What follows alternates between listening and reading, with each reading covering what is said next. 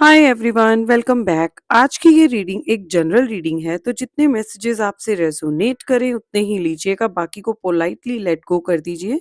और अगर ये रीडिंग आपको फील हो तो इस एनर्जी को क्लेम करना बिल्कुल भी मत भूलिएगा।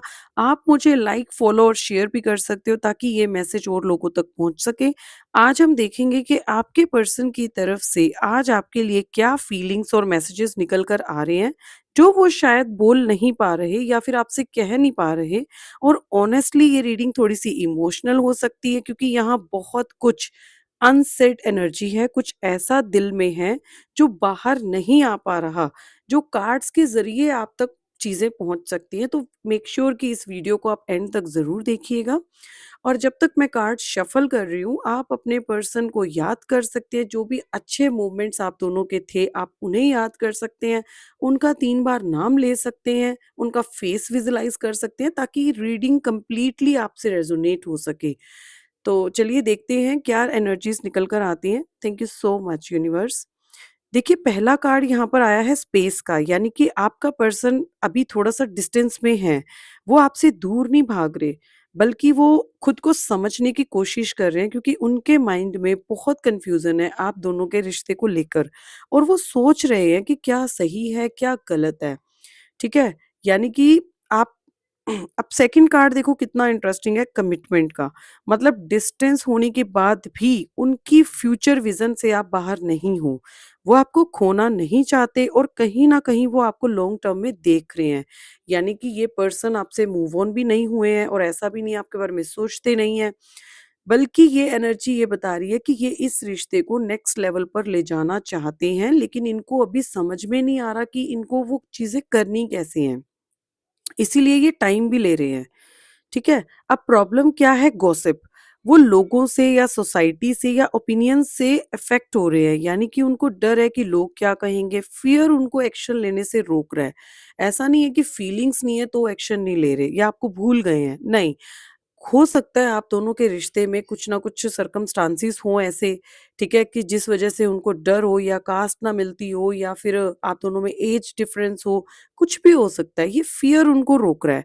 अब ये एनर्जी शिफ्ट होकर आ रही है अंडरस्टैंडिंग पर, यानी कि वो आपकी साइड को समझने लगे हैं। उनको रियलाइज़ हो रहा है कि आपने जैसा रिएक्ट किया, उसके पीछे रीज़न क्या था। ऑनेस्टली यहाँ रिग्रेट की एनर्जी दिख रही है। यानी कि आपके पार्टनर को लग रहा है कि हाँ, आपने जो चीज़ें बोली थी, वही बिल्कुल सही थी।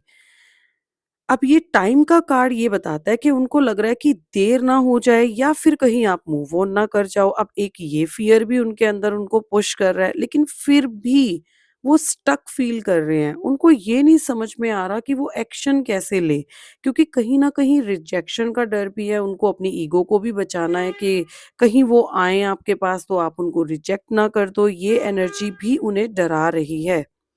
ठीक है? अब होल्डिंग बैक देखो क्लियरली बता रहा है कि उन्हें लगता है कि उन्होंने पहले एक्सप्रेस नहीं किया चीज़ों को, जो वो फ़ील करते थे वो बोल नहीं पाए, तो अब रिग्रेट में हैं कि उन्होंने अपने इमोशंस दबा कर रखे, आपको अपनी फीलिंग्स के बारे में खुलकर नहीं बताया कि वो आपको आपको लेकर क्या फ़ील करते हैं। तो अब वो इसी चीज़ में फँस चुके हैं, मतलब इतनी सारी चीज़ों में फँस चुके हैं कि एक्शन लेने की हिम्मत नहीं कर पा रहे।